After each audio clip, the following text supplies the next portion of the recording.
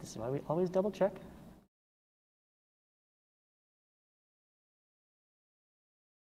All right, so sorry if you are catching this later. Run back, find via the YouTube channel, and you know how to search it, find period 7s, and you can watch that to get, or you can just pause right here, get all the answers for the top of this front page. But if you want my explanations, go back to period 7. All right, moving on. Sorry about that. Page 2, matching the angles, images with their terms here. There you have them, D, E, F, H, G, C, I, B, A. And it's more important to me that you be able to define these visually than writing them out in words. That's just tedious. We don't write a bunch of things out in words. This is math class, right? We want to shorten it. But you need to be able to recognize where these are happening and be able to apply the properties appropriately. For example, number 10, not just find the complementary angles, but know what that means. That means Q and R add up to equal 90 degrees. So I've just written that as an equation here. We're told Q is equal to 77, so I can substitute that in and solve for angle R. I'll just subtract 77 from both sides. Simple algebra. And that turns out to be 13, which means, what can you conclude about P and R? Well, we're told P equals 13. We found R equals 13. They're equal to each other. That's what we could say. If you had to say one thing about them, you'd say they are congruent. Their measures are equal, something like that. I wrote it as an equation. You could have written it out in words. And then down here at the bottom, here are some possible sketches. Remember, these are the properties that are important here. Everything else is circumstantial and extra. So these lines can be oriented any way you like them. They can be flipped, turned upside down, doesn't matter. They can be closer together, farther apart, so long as these two are marked as parallel and this one is marked perpendicular here, you're fine. Same with this. As long as I have ray PR and QP is perpendicular to it, doesn't matter how long this is, what direction it's pointing, right? I can spin that around, point it whatever way I like, leave it diagonal, doesn't make a difference. 13 was probably the most challenging one on here. I need two angles. They have to be congruent angles. Well, you could have drawn them in any orientation. I can draw an angle there, we can draw an angle there, we can almost make them like vertical angles, as long as this and this are the same, and they meet at this point. So you could draw them, you know, right next to each other like that. You can draw them on opposite sides. You can draw them like this, making one line there. You could even set them up as though they were intersecting lines. In fact, the most extreme would be perpendicular lines, matching your angles here. So long as you adjust where your BC and XY are, so B, then C, then X and Y, so that this and this can reasonably be said to be the same length. That will work. Okay? Obviously the center here would be A. So several ways to orient this. Questions on that page?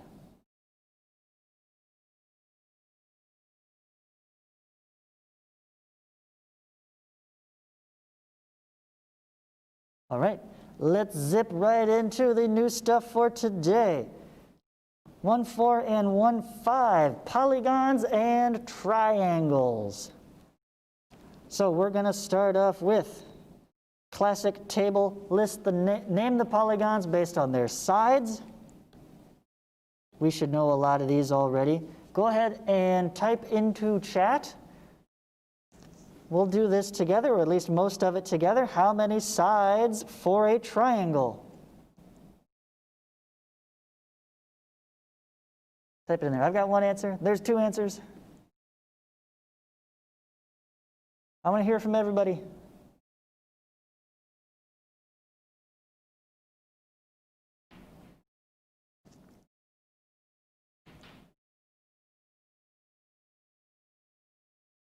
I'm seeing some consensus. It looks like we're all agreeing on 3 sides for a triangle. That is correct. All right, let's see. The next one's kind of blank here, but let's fill this in. We said 3, we skipped 1, then there's 5. So this is probably talking about a 4-sided figure. What is the name for a 4-sided polygon? Type it in chat if you know it.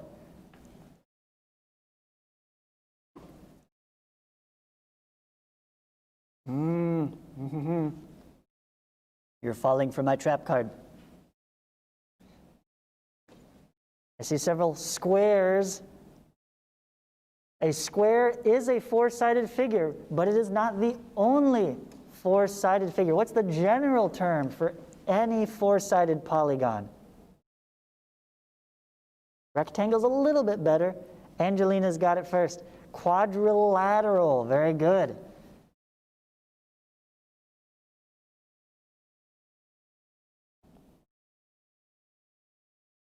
Squares and rectangles are specific types of quadrilaterals.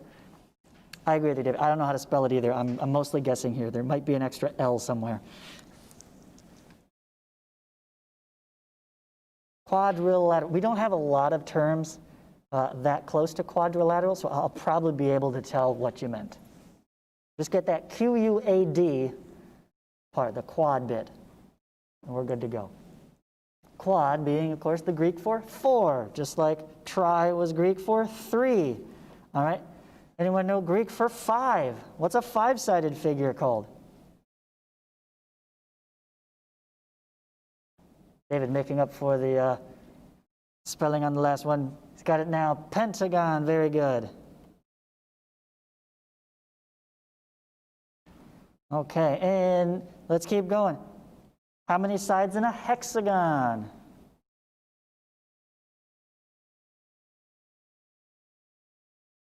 6, of course. How many sides in a heptagon? 7, there it is. All right. What do we call an 8-sided figure? If you're learning to drive, you're going to see a lot of these.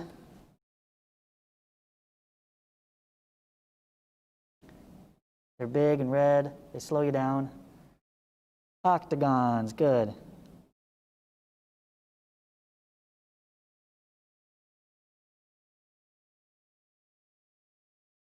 All right, next question. We're going to have to skip this one because we've got blanks on both sides, and it goes from 8 blank 12, which means there's not only one possible number here. Could be 9, could be 10, could be 11, we're not sure. So let's at least name the 12, and then what we do know is the number of diagonals given. So maybe we can figure out something with the number of diagonals that'll tell us what is definitely supposed to go here. So what do we call a 12-sided figure? Does anyone know this one? This is less common. Ooh, you guys are good. We've got 2 answers already.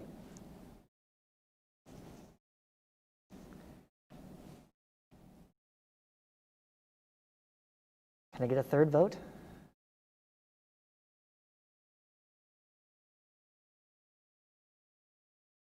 I can never trust just 2 responses. That's not enough for a consensus. Like drawing a curve on a graph. 2 lines, 2 points I can make a line, but 3 to define the curve. All right, you guys are good. Dodecagon. Oops, I'm still on pink. I want to switch back to blue. Yeah, dodecagon. Do for 2. Deca as in decade. It's 10. So 2 plus 10 is 12, a dodecagon. 12gon. Yeah, after this, we start having specific names. You just call it n-gon, a 17gon. Yeah. So 12gon would not be wrong, but we do have a specific name for this one. All right.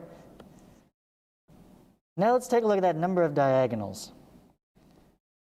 because that's what's going to lead us to figure out which one has to have 35 diagonals. Is it the 9, the 10, or the 12? Or, sorry, 9, 10, or 11.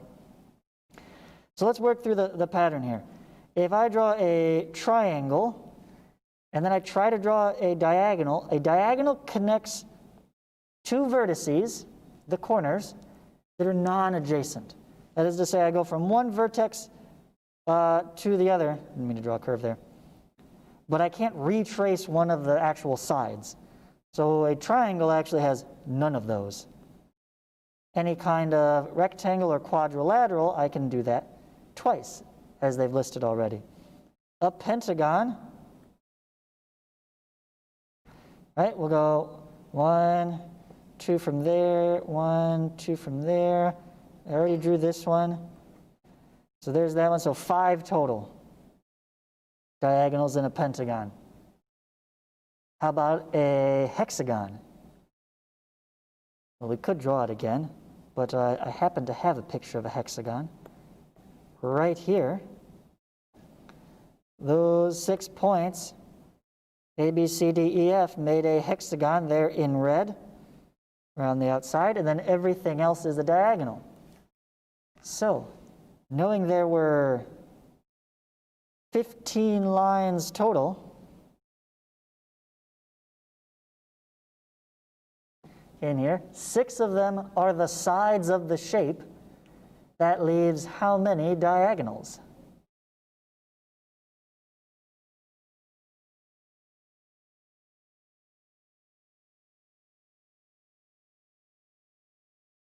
I've got 2 answers.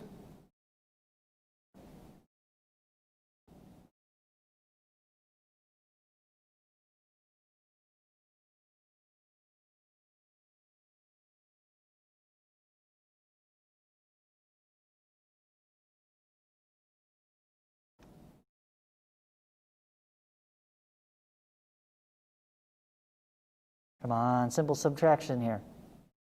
15 minus 6 is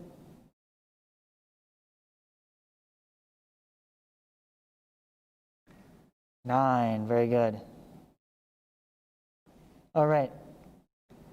Boy, we could keep going with this. You could just draw them out. But we don't know which one to draw for here. So we're going to have to find the pattern, use a little inductive reasoning to work through the rest of them. So how do I get from 0 to 2? I could add 2. How do I go from 2 to 5? We could add 3. Ah, shoot. But that's not the same thing each time. Well, let's see. What about 5 to 9? That's add 4, right? So this part is not a constant difference, but there is a constant difference between the differences, right? That part goes up by 1. So I think Eileen sees where I'm going with this. If that went up by 4 last time, this time it's going to go up by 5, and 9 plus 5 is, very good chat, 14. And then this would go up by 6, which leads me to, not 19, almost, 20. There you go. All right, that's great. For when these increased by 1 side each, this goes up by 1. I did not go up 1 side here. I don't know how many sides I went up. So let's find out. How many would it take to get to 35? Is it plus 7? 20 plus 7 is, that's 27. So it's not 9. All right, 27 plus 8 is 27 plus 3 makes 30, plus 5 more, 35, right? Yes, we did it. We got to 35. That's what we were looking for. So it must be 10.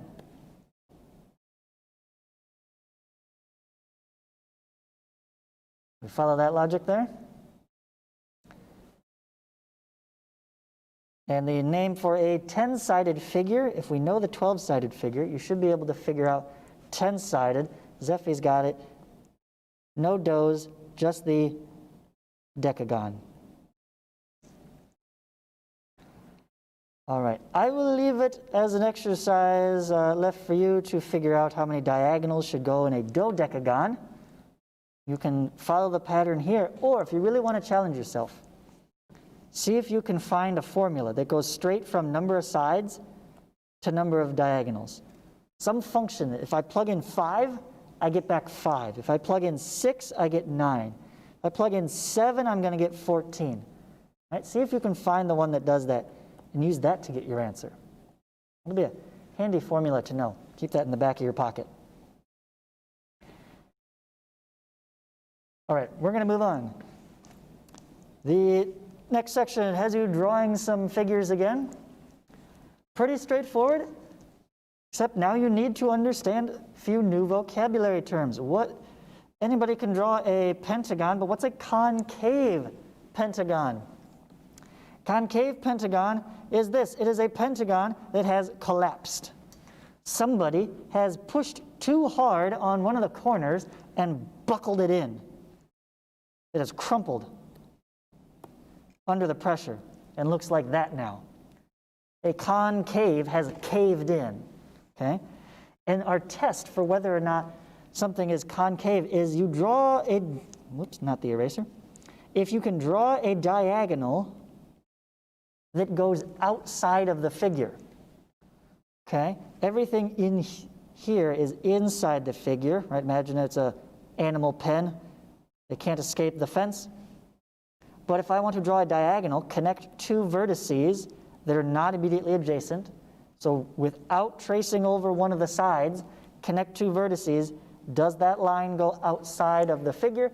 If yes, it is a concave figure. So there is an example there, and you can label it from here, call it penta, draw the right diagonal such. Okay? Then next up we have equilateral quadrilateral. Equilateral, we'll see that once again when we get to the next page, but that's equal sides. So as long as they are marked, I will consider them equal. Even if your quadrilateral looks like this, if you tell me that side is the same as that side, I will believe you. Okay? We always trust the marks as indicated over what it looks like. Okay? This looks really long and not equal at all, but they're marked as such, it tells me. Okay? It could just be just a very odd perspective drawn in here. So always go with the marks as indicated. Use that to fix your drawings. That's why you don't have to be a great artist to do this. You just tell us what it's supposed to be. We'll go with that. All right. Next up, 15 through 18, using the figures at right. They tell us MNOPQ, that's this guy, is congruent to RSTUV, that's this guy here. If these two shapes are congruent, that means they are the exact same size and shape, so precisely the same that I can pick up one of them, flip it around, and place it on top of the other. Close enough. And it would be a perfect match. Just like if they were literal puzzle pieces. I could pick that up and match it on there and, hey, look, it fits about as good as my initial drawing did. Right? That's what that congruence means, which tells us there is a one-to-one correspondence between every side and every angle. Right? The long side here matches the long side there. The small angle here matches the small angle there. So you don't need to do any calculations to find these measurements. You just need to match them in the congruent figure. Oh, you want this angle? Well, that's the measure as that angle over there. Here's what it is. Right? And just read it off the other figure.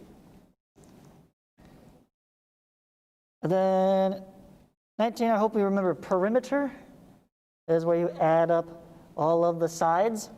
And if the pentagon is regular, what does that tell you about each side's relationship to the others?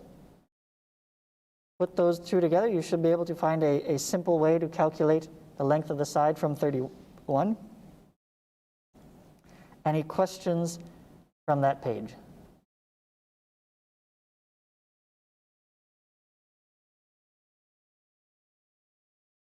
All right, let's move on. On the next page, you've got this set of lines shown here. Oh, SAT loves these kinds of diagrams.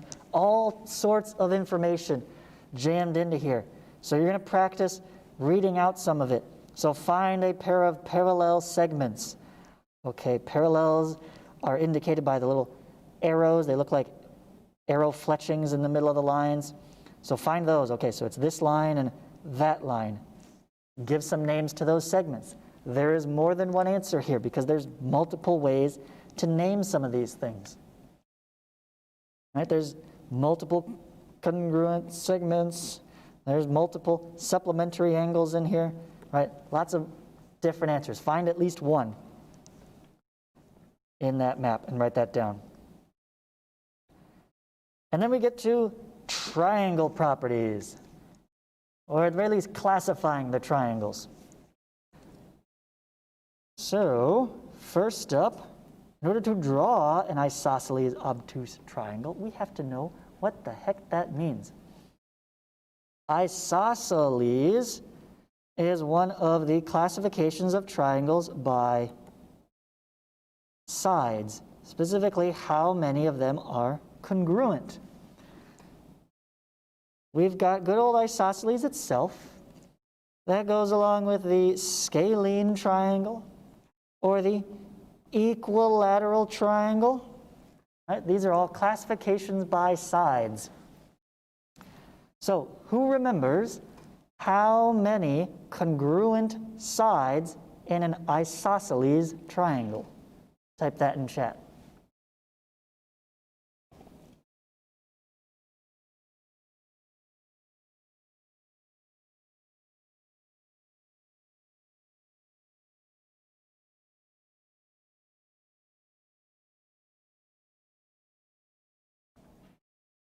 I've got two answers.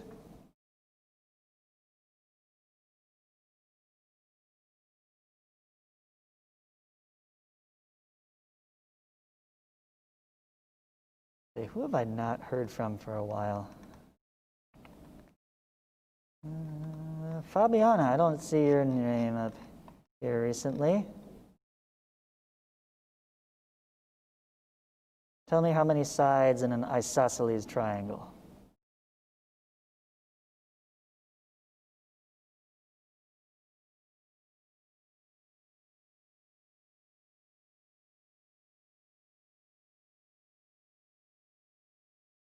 If you want a hint, type hint.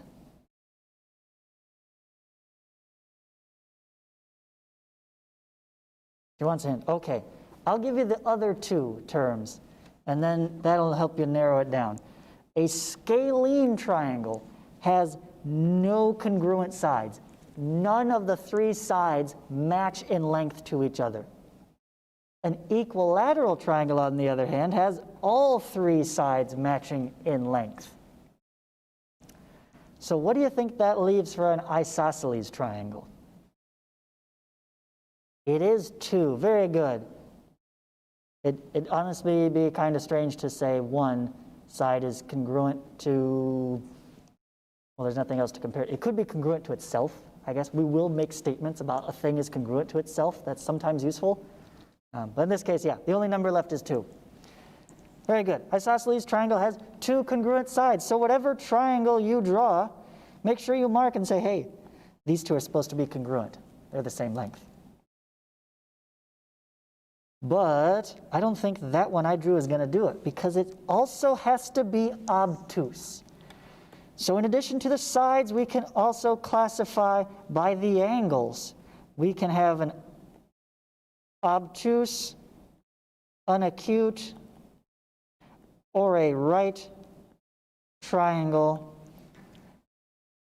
based on its angle. So what is an obtuse triangle tell you? What is true? An obtuse triangle has what?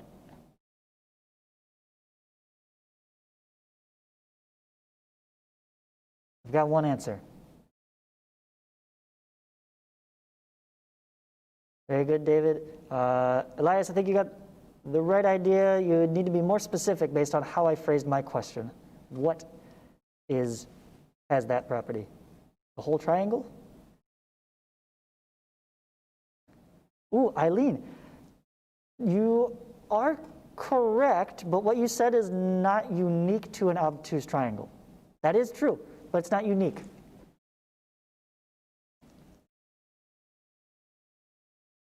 In fact, all three of these will still have two acute angles.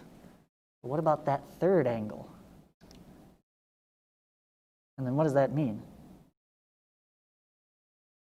Right, the simplest answer, the cop-out answer is an obtuse triangle has an obtuse angle. Okay, but you just used the word in its own definition, so let's try to avoid that.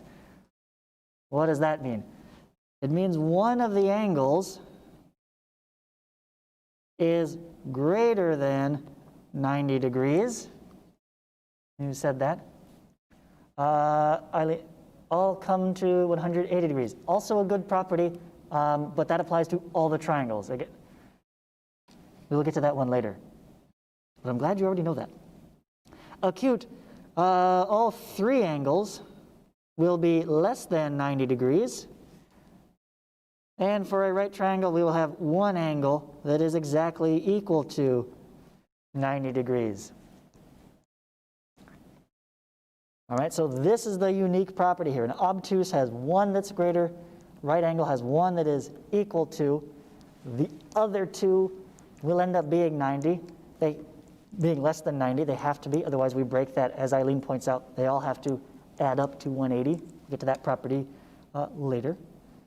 But for now, it's enough to say, all right, I need two sides to be the same, and it has to be an obtuse triangle. So it's going to look something like this, right? Nice big angle here. Two sides congruent.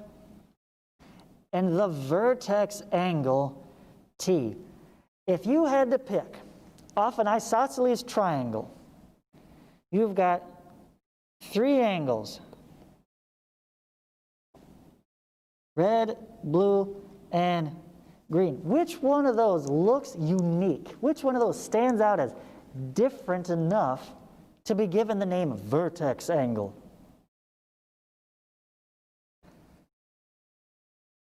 Yeah, good job, Eileen. Red, right? It's the only one that looks different. These two are mirrors of each other, right? We could fold this thing in half and they would match up. They look the same. They're both the acute sides. This is the only obtuse angle. So it's got to be the one that we're going to call vertex angle. So we'll call that one T. Okay? I'll leave it up to you to fit the rest of the letters in your drawing. But yes, for an isosceles triangle, the vertex angle is the one at that vertex that is between the two equal sides.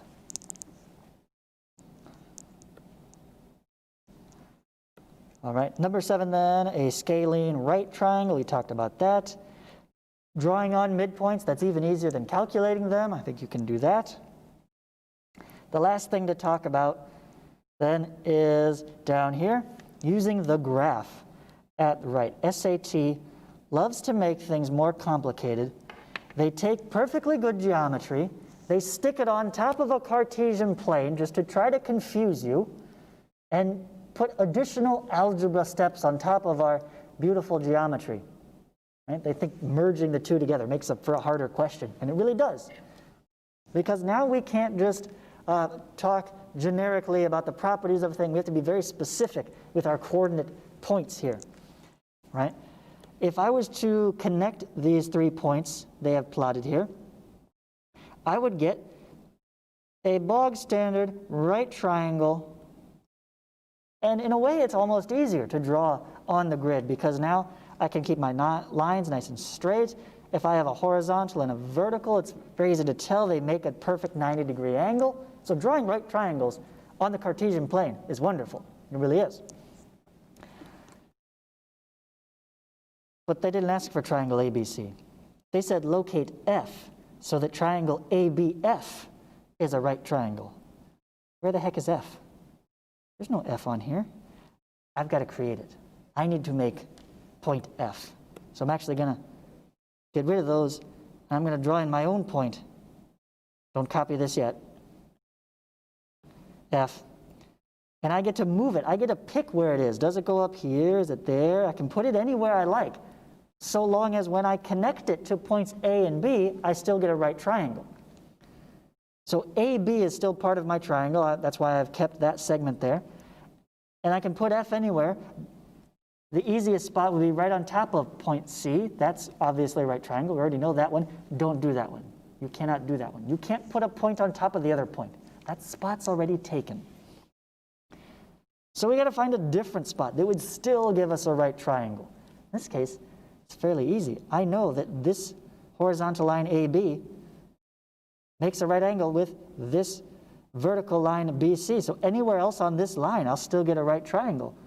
I'm going to put mine down here, just for example, and create the mirror image of ABC.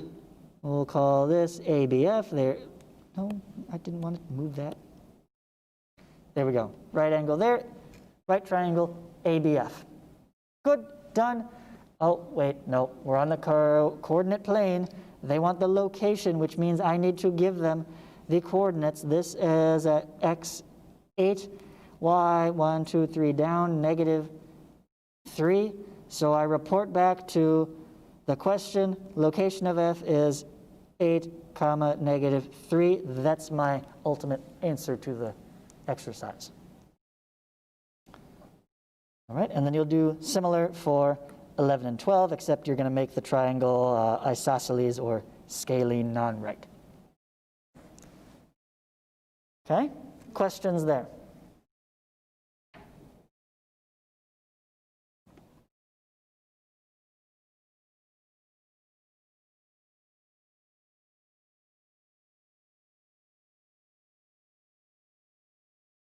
All right, hearing none, you have the remaining 8 minutes. That's not, you could answer like 4 or 5 of these questions in that time. Save the rest for later. Turn it in by the end of the day. That's all I got for you. Have at it.